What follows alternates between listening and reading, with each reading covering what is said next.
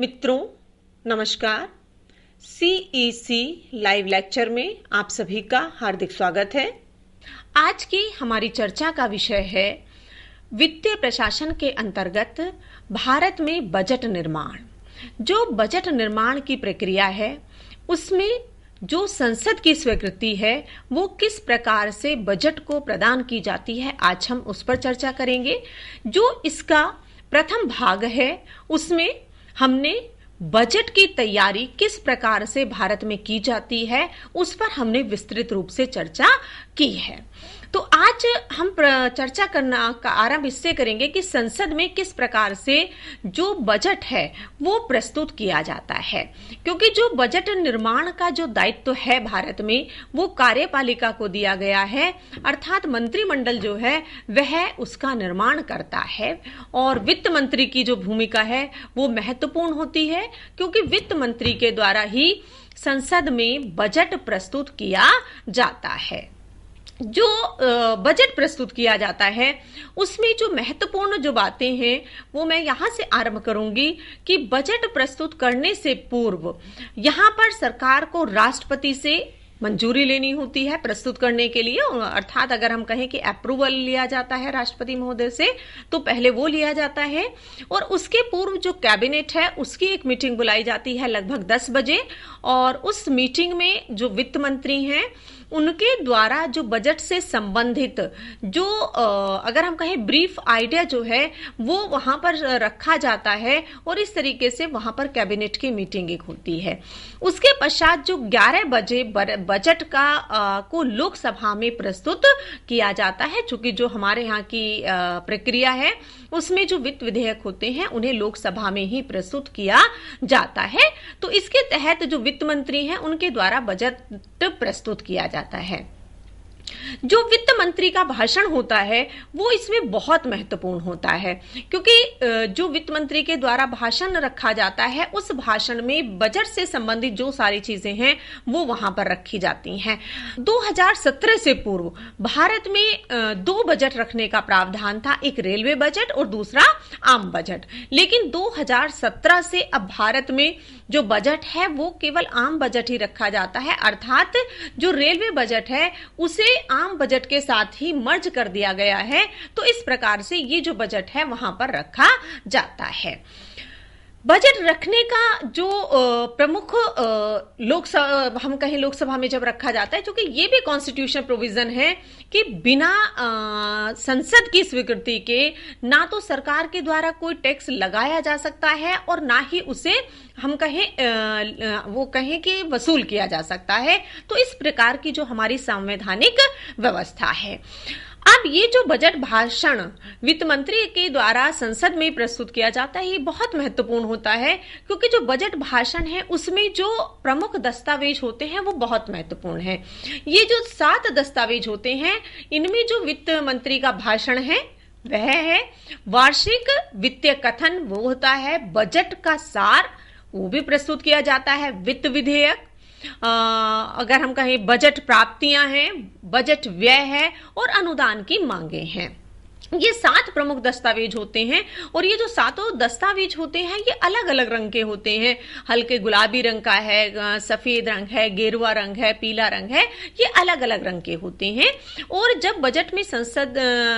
में जो है वो लोकसभा में प्रस्तुत किया जाता है तो वहां पर जो उसकी हार्ड कॉपी होती है प्रस्तुत करने के बाद वो सभी जो माननीय सांसद होते हैं उनको उपलब्ध करा दी जाती है। बजट भाषण में 2 चीजें महत्वपूर्ण होती हैं। ये जो 2 चीजें हैं उनमें है जो विभिन्न मंत्रालयों से संबंधित व्यय है उससे व्यय के प्रावधान, और दूसरे होते हैं जो आय से जुड़े हुए जो प्रस्ताव होते हैं, आय प्राप्ति प्रस्ताव है वो होते हैं। तो इस तरीके से बजट में ये 2 चीजें जो है महत्वपूर्ण होती हैं। यहाँ पर जो बजट है उसमें अगर हम देखें तो जो डिस्कशन है, बजट के ऊपर जो डिस्कशन होता है वो प्रस्ताव करने के कुछ दिन बाद होता है। तो ये जो कुछ दिन का गैप होता है यहाँ पर, या हम कहें अवकाश होता है संसद का, तो इस समय की जो हम कहें उपयोगिता है वो इन संदर्भों में होती है कि जो स्टैंडिंग कमेटी है, स्टैंडिंग कमेटी जिनका प्रावधान भारत में 1993 के पश्चात किया गया है या ये आरंभ की गई हैं, तो वहां पर जो ये कमेटी है उस समय पर जो विभिन्न विभागों के द्वारा जो मांगे रखी जाती हैं, अनुदान मांगे रखी जाती हैं, उन पर वो है गहर विचार विमर्श करते हैं और उसके पश्चात वो अपनी मांग जो रिपोर्ट होती हैं उनको उनके द्वारा हम कहें रखा जाता है, चर्चा की जाती है, समीक्षा की जाती है और समीक्षा के बाद अपना प्रतिवेदन जो है वो प्रस्तुत किया जाता है। और इस तरीके से ये जो समितियां हैं ये एक तरीके से संसद का जो वित्त पर नियंत्रण है उसको और अधिक बढ़ा देती हैं। तो इन जो की महत्ता हो जाती है वो यहाँ पर महत्वपूर्ण होती है कि किस तरीके से रखा जाता है। आप जब अनुदान मांगों पर चर्चा और मतदान की बात करते हैं, चूंकि विभागवार जो अनुदान मांगे आती हैं उनमें जो बजट में मांगे हैं वो लगभग 109 मांगे होती हैं, जिसमें से जो 106 मांगे हैं वो लोक व्यय से संबंधित होती हैं और बाकी जो 6 मांगे हैं वो सुरक्षा व्यय से संबंधित होती है। तो कुल 109 अनुदान मांगे बजट के माध्यम से यहां पर प्रस्तुत की जाती हैं और अनुदान मांगों के ऊपर जो सत्ता पक्ष है उनके द्वारा और जो विपक्षी दल हैं उनके द्वारा एक चर्चा की जाती है या हम कहें तीखी बहस भी होती है। और उस बहस के दौरान बहुत सारी चीजें जहां सरकार के द्वारा जो बजट प्रस्ताव रखे जाते हैं उनको डिफेंड किया जाता है, तो वहीं पर जो विपक्षी दल हैं उनके द्वारा उसमें चर्चा की जाती है और चर्चा के साथ साथ ही जो है कुछ कटौती प्रस्ताव रखे जाते हैं। क्योंकि भारत में एक प्रावधान है कि जब सरकार के द्वारा जो बजट प्रस्तुत किया जाता है तो अगर उसमें जो है विपक्षी दलों को वहां पर वो उनसे असहमत होते हैं या कुछ चीजों में जो अनुदान मांगे रखी जाती हैं उनको कम करना चाहते हैं या प्रतीकात्मक रूप में अपना असहमति दर्ज कराना चाहते हैं, तो उसके लिए कुछ कटौती प्रस्ताव रखे गए हैं। ये 3 प्रकार के कटौती प्रस्ताव हैं। वो अगर पहला जो कटौती प्रस्ताव है वो नीति संबंधी कटौती प्रस्ताव होता है जिसे कि पॉलिसी कट मोशन कहा जाता है। और इस पॉलिसी कट मोशन का जो अर्थ है वह है कि अर्थात जो मांग की गई धनराशि है उसे घटाकर 1 रुपए कर दिया जाना चाहिए। अर्थात ये तो संभव नहीं है कि 1 रुपए कर दिया जाए, लेकिन इसका जो अर्थ होता है वो ये होता है कि जो सरकार के द्वारा जो अनुदान मांग रखी गई है उससे विपक्षी दल सहमत नहीं है या उतनी जो मांग है उसके लिए वो उस पर सहमति नहीं बनाना चाहता है, उसको अस्वीकार करता है पॉलिसी के रूप में, इसलिए इसको रखा जाता है कि वो धनराशि घटाकर 1 रुपए कर दी जाए। अर्थात यहाँ पर पॉलिसी के साथ जो मांग की गई है उसमें पूर्ण रूप से असहमति दिखलाई देती है। दूसरा जो प्रस्ताव होता है जिसे मितव्ययता संबंधी कटौती प्रस्ताव कहा जाता है, इकोनॉमिक कट मोशन कहा जाता है, इसका जो अर्थ है वह है कि जो अनुदान मांग की राशि है उसमें से विशिष्ट धनराशि कम कर दी जानी चाहिए। अर्थात अगर सरकार के द्वारा बजट में अनुदान मांग के रूप में एक धनराशि रखी गई है, मान लीजिए हम कहें 100 करोड़ रखी गई है, तो उस 100 करोड़ में से एक विशिष्ट धनराशि जो विपक्षी दलों के द्वारा रखी जाती है वो कि भाई इतनी धनराशि इसमें से कम कर दी जाए, तो इस प्रकार से इसके तहत कटौती प्रस्ताव रखा जाता है। जब हम तीसरे की बात करते हैं प्रतीकात्मक कटौती प्रस्ताव, टोकन कट मोशन, इसका अर्थ होता है कि जो मांग की धनराशि है उसमें 100 रुपए की कटौती की जानी चाहिए। अर्थात जो अनुदान मांग है उसमें से 100 रुपए कम कर दिए जाएं, कटौती कर दी जाए और उसके साथ जो है उसे फिर वो अनुदान मांग को मांग लेती हैं। यहां पर जो ये प्रतीकात्मकता है ये इसलिए रखी जाती है कि उसके जो सरकार के द्वारा अनुदान मांग रखी गई है उससे असहमति दिखलाते हुए कि अपना विरोध दर्ज कराना। अब ये विरोध किस प्रकार से दर्ज कराया जाता है कि वो चाहे वो 100 रुपए के रूप में है उसमें से कम कर दिया जाए, तो इसका मतलब सरकार के द्वारा जो अनुदान मांग रखी गई है उसे जो अब विपक्षी दल हैं उनके द्वारा पूर्ण रूप से स्वीकार नहीं किया जा रहा है, इसलिए इसे कटौती प्रस्ताव के लिए रखा जाता है। क्योंकि भारत की जो संसदीय शासन व्यवस्था है हमारे यहाँ पर, तो यहाँ पर जो स्थिति होती है वह है कि लोकसभा में सरकार का बहुमत होता है, चूंकि बहुमत दल की सरकार होती है, तो ऐसे स्थिति में जो विपक्षी दलों के द्वारा ये प्रस्ताव लाए जाते हैं ये मुख्यतः हम कहें ये प्रतीकात्मक रूप में होते हैं। क्योंकि जो सरकार मेजॉरिटी में होती है इसलिए सरकार के ऊपर इस तरीके के जो मोशंस हैं उनका बहुत ज्यादा प्रभाव नहीं पड़ता है, पर निश्चित रूप से ये जो प्रस्ताव है ये लोकतंत्र को समृद्धि सबलता प्रदान करते हैं और सरकार के ऊपर एक नैतिक दबाव बना रहता है कि अगर विपक्षी दलों के द्वारा इस प्रकार से ये कट मोशन लाए जाते हैं तो ऐसी स्थिति में सरकार के द्वारा जो बजट प्रस्तुत किया जा रहा है उसे विपक्षी दलों के द्वारा इन आधारों पर उसकी अपनी असहमति आलोचना की जा रही है। तो इस प्रकार से यह प्रक्रिया अनुदान मांगों से रखने में और उनके मूल्यांकन में अपनाई जाती है। जब इन पर वोटिंग मांगों पर जब हम बात करते हैं कि वोटिंग किस प्रकार से होती है, तो ये जो वोटिंग का प्रस्ताव होता है इसमें है कि 26 दिनों का समय लगभग भारत में जो परंपरा रही है इन अनुदान मांगों पर पास करने के लिए 26 दिनों का समय होता है और ये माना जाता है कि 26 दिनों में जो मांग है ये अनुदान मांगे हैं उनको पारित कर दिया जाएगा। और सामान्यतः ये होता है कि जो लोकसभा स्पीकर के द्वारा शाम को 5 बजे के पास एक मतदान का ओपन कर दिया, वोटिंग जो है मतदान अगर हम कहें ओपन कर दी जाती है और उसमें जो दिन भर में जिन अनुदान मांगों पर बहस होती है उन अनुदान मांगों पर वोटिंग करके उनको पारित कर दिया जाता है।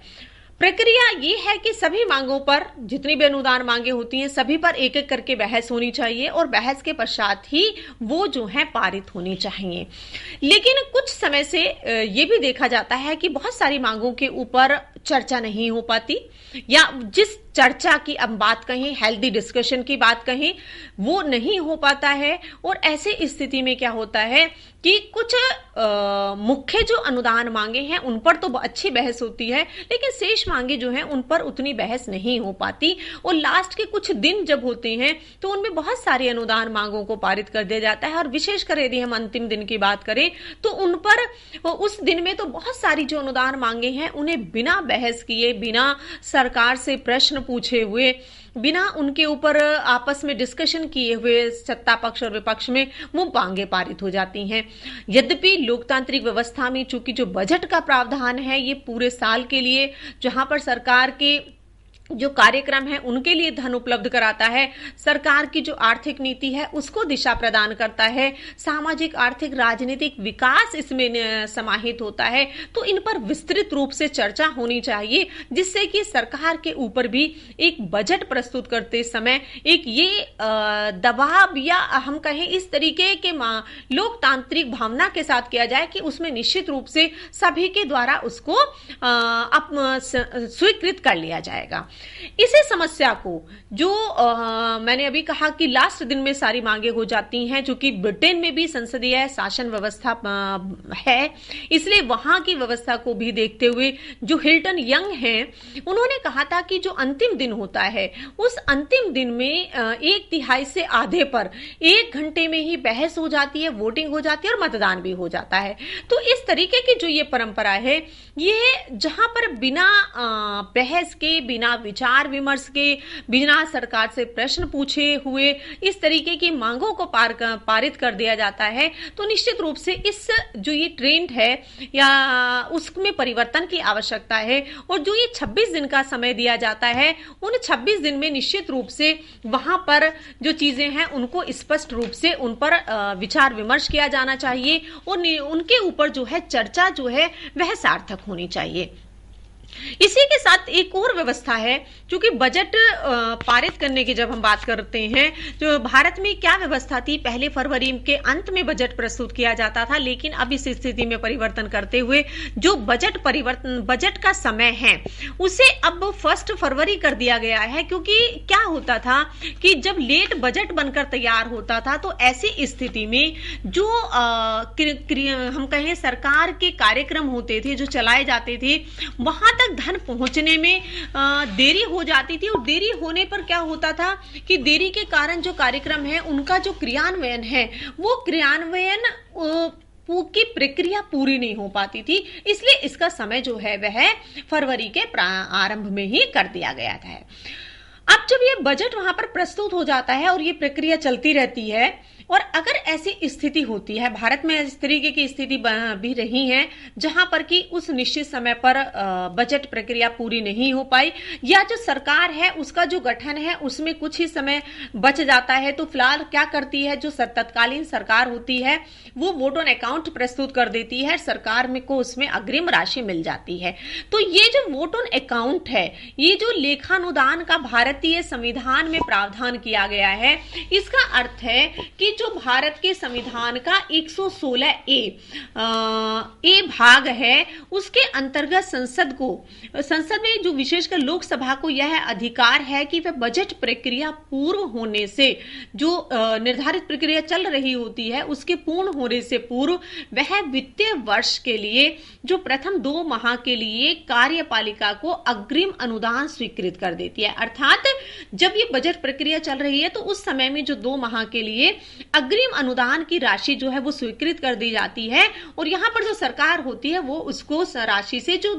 कार्यक्रम चल रहे होते हैं उनको चलाती है और पूरा करती है। ये जो धनराशि की सीमा है ये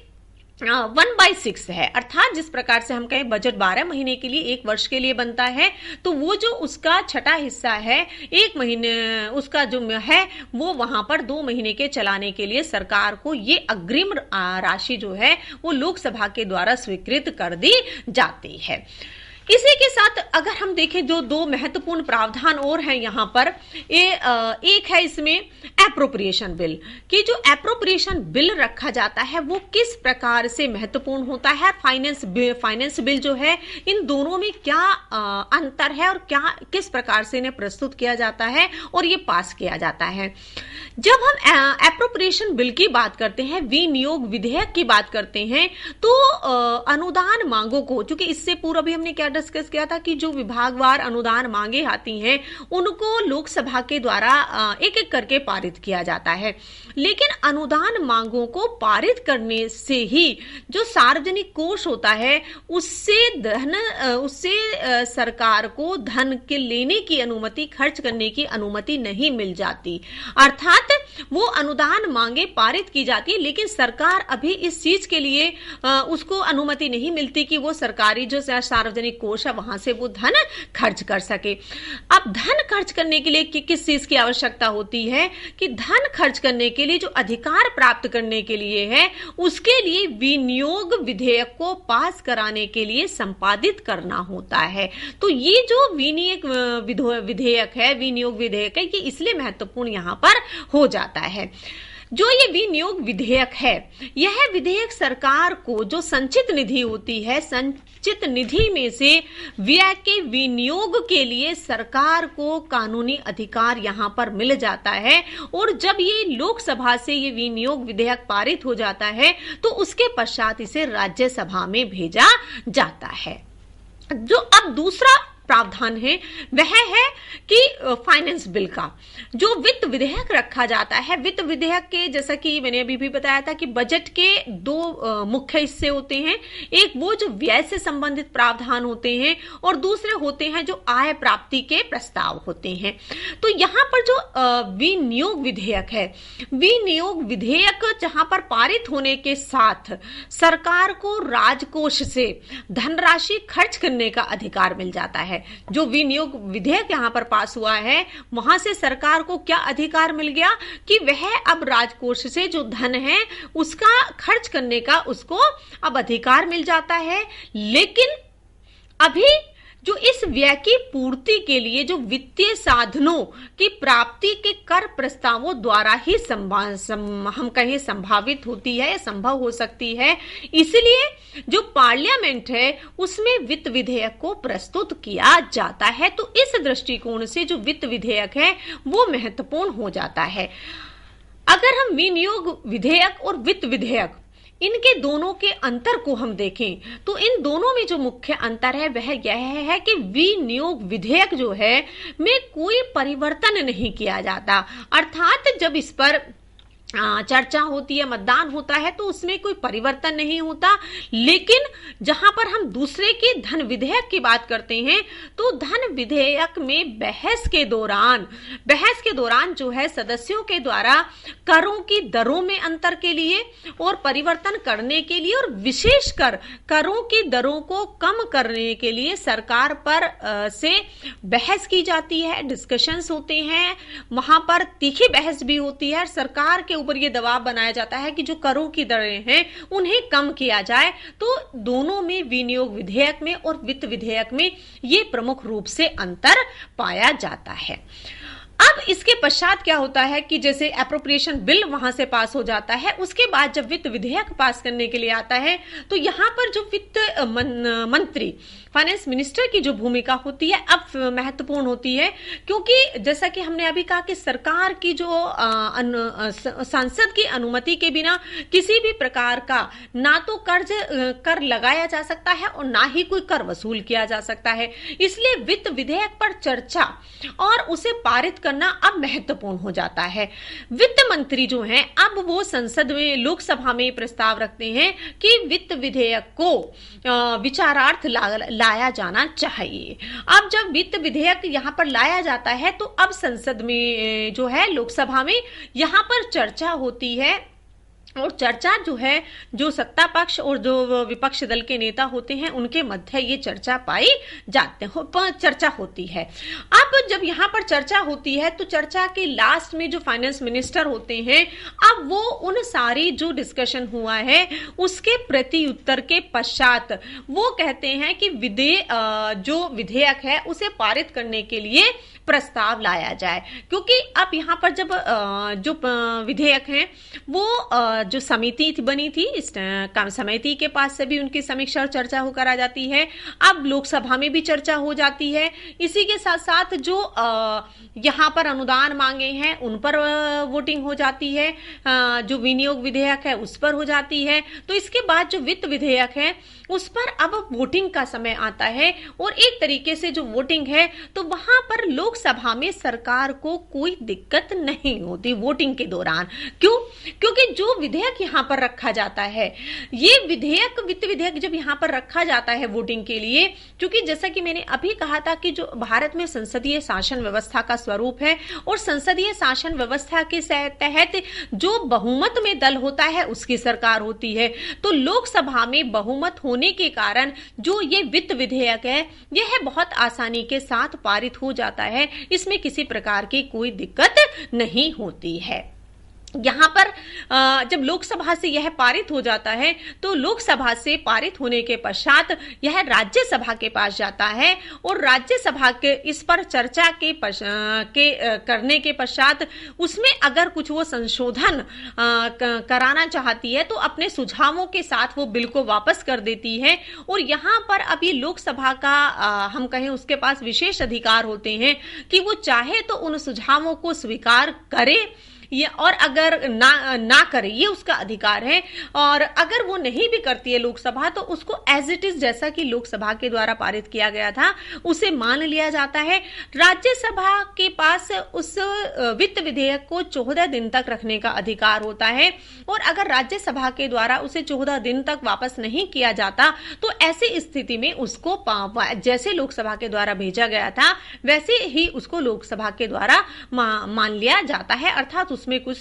सुझाव नहीं गए हैं तो उसे लोकसभा को विचार करने की आवश्यकता नहीं होती है। अब यहां से दोनों संसद जो सदन है वहां से पास होने के बाद में ये जो वित्त विधेयक है अब ये राष्ट्रपति के पास मंजूरी के लिए जाता है और राष्ट्रपति की मंजूरी मिलने के पश्चात यह पारित माना जाता है, जो कि राष्ट्रपति भारतीय संसद का अंग होता है। इसलिए जिस प्रकार से सामान्य विधेयकों में राष्ट्रपति की मंजूरी आवश्यक होती है, उसी प्रकार से वित्त विधेयक में भी राष्ट्रपति की मंजूरी मिलना जरूरी होता है। वित्त विधेयक में राष्ट्रपति की मंजूरी के पश्चात ही वह लोकसभा में रखा जाता है और इसी प्रकार दोनों सदनों से पारित होने के पश्चात ही उसे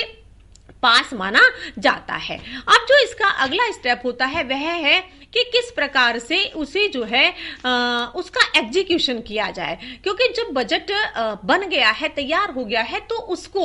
लागू करने का जो कार्य है वो महत्वपूर्ण होता है। और एग्जीक्यूशन ऑफ बजट जो है उसके 3 एस्पेक्ट महत्वपूर्ण होते हैं। उसमें कि जो वित्तीय साधन है उनका एकत्रीकरण कैसे किया जाए, कलेक्शन ऑफ रेवेन्यूज। दूसरा होता है कि जो प्रॉपर कस्टडी है ऑफ द कलेक्टेड फंड्स उनका, और तीसरा है डिस्ट्रीब्यूशन ऑफ ग्रांट्स, अर्थात जो प्रावधान किए गए थे हम कहें कि आय प्राप्ति के, वहां पर उन्हें कैसे किया जाए, उन पे कैसे कस्टडी रखी जाए, उनको हम कहें उनका संरक्षण कैसे हो, और उसी के साथ साथ उनका जो डिस्ट्रीब्यूशन है, वितरण है, वो किस प्रकार से किया जाए। तो ये यहाँ पर महत्वपूर्ण होता है। यहाँ पर चूंकि भारत में अगर हम इस दृष्टिकोण से देखें तो भारत में जो प्रत्यक्ष कर हैं उनके लिए जो व्यवस्था की गई है, केंद्रीय प्रत्यक्ष कर बोर्ड की व्यवस्था की गई है, और जो सीमा और उत्पाद शुल्क हैं उनके लिए केंद्रीय उत्पाद बोर्ड और उसी के साथ साथ सीमा शुल्क बोर्ड का जो प्रावधान है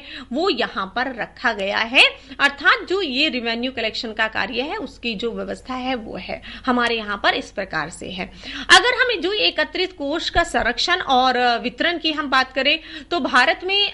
राजकोषीय व्यवस्था को अपनाया गया है, ट्रेजरी सिस्टम है, और ये जो ट्रेजरी सिस्टम है ये जिले से लेके तहसील स्तर तक होता है। और इसमें राजकोषीय व्यवस्था के साथ साथ जो रिजर्व बैंक ऑफ इंडिया की जो भूमिका है उसका भी महत्वपूर्ण होता है। अर्थात जो सरकार के फंड्स होते हैं जो एकत्रित किए जाते हैं वो किस प्रकार से उनका डिस्ट्रीब्यूशन किया जाता है, उनको इस व्यवस्था के तहत ये कार्य संपन्न किया जाता है।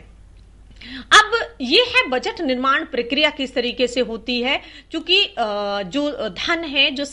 बजट में सरकार को खर्च करने के लिए जिसकी अनुमति मिलती है तो उसके लिए ये भी जरूरी होता है कि उसकी प्रॉपर अकाउंटिंग होनी चाहिए, और अकाउंटिंग के साथ साथ जो ऑडिटिंग की व्यवस्था है वो भी होनी चाहिए, क्योंकि इससे जो हम कहें अकाउंटिंग है, अकाउंटिंग में का जो व्यवस्था है उसको कार्यपालिका से अलग रखा गया है। कार्यपालिका का जो मुख्य भूमिका थी वह थी कि जो बजट प्रस्तुत करना है, बजट पास होकर आना है, वहां तक है, और जब लागू किया जाता है उसके द्वारा। लेकिन जो अकाउंटिंग की व्यवस्था है उसे कार्यपालिका से अलग रखा गया है, और भारत में इसके लिए लेखा तथा अंकेक्षण विभाग की स्थापना की गई है। और ये जो विभाग है, इस विभाग का जो मुखिया होता है महालेखक परीक्षक के द्वारा, उसका विभाग का उसको हम कहें लीड दी जाती है, और पूरे देश में किस प्रकार से जो अकाउंटिंग है, जो लेखांकन है, उसको किस प्रकार से सुनिश्चित किया जाना है वो यहां पर किया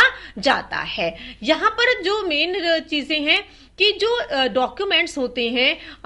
उनको पार्लियामेंट के समक्ष प्रस्तुत किया जाता है, और इस तरीके से जो भी पूरे देश में लेखांकन की व्यवस्था है उसको संपादित किया जाता है। जब हम ऑडिटिंग की बात करते हैं, लेखा परीक्षक की बात करते हैं, तो अकाउंटिंग की भांति ही भारत में नियंत्रक तथा महालेखाक परीक्षक का जो एक विभाग है वह बनाया गया है, और उसकी जो स्थापना है उसका उद्देश्य भी यही है कि जो लेखों का वार्षिक आधार पर जो संकलन होता है उनका किस प्रकार से लेखांकन किया जाए, और उनका लेखांकन करने के साथ साथ यह जो राष्ट्रीय स्तर पर अपनी जो रिपोर्ट है, अपना जो प्रतिवेदन है वो राष्ट्रपति को भेजते हैं, और राज्य स्तर पर जो महालेखा परीक्षक का होता है वह अपनी रिपोर्ट जो है वो गवर्नर को भेजता है। अर्थात ये जो रिपोर्ट्स हैं वो संसद और विधान मंडलों में रखी जाती हैं। तो इस प्रकार से जो बजट की प्रक्रिया है उसमें जहां पर परंपरागत के आधार पर कुछ परिवर्तन किए गए हैं, उन परंपराओं को समय के साथ रहते रहते परिवर्तित किया गया है। जैसे कि जो पहले व्यवस्था होती थी, एक बैग लाया जाता था, उसके माध्यम से बजट प्रस्तुत किया जाता था, लेकिन जो वर्तमान हमारी फाइनेंस मिनिस्टर हैं उनके द्वारा उसमें परिवर्तित करते हुए जो भारतीय परंपरा रही है लेखा जोखा रखने की, बही खाते की, और वो जो एक हमारा रेड कलर का बही खाता होता था जिसमें सारा ये डिटेल रखा जाता था आय व्यय का, उन्होंने उसे अपनाया है, उसे वो लेकर आई हैं। और इसी के साथ साथ जो हम देखें डिजिटलाइजेशन हुआ है, बहुत सारी चीजें जो हैं अभी भी अब वो डिजिटलाइज हो गई हैं बजट से संबंधित। जो बजट है शाम को प्रस्तुत किया जाता था उसकी जगह अब सुबह किया जाता है। इसी तरीके से जो 2 बजट होते थे उनके स्थान पर अब 1 बजट कर दिया गया है। और इसी के साथ साथ जो मीटिंग है जो फरवरी के लास्ट में होता था तो फरवरी के आरंभ में कर दिया गया। अगर हम कुल मिला के देखें तो इसका प्रभाव ये हुआ है कि भारत में समय के साथ साथ इसमें परिवर्तन आया है। तो इसी के साथ आप सभी का बहुत बहुत धन्यवाद।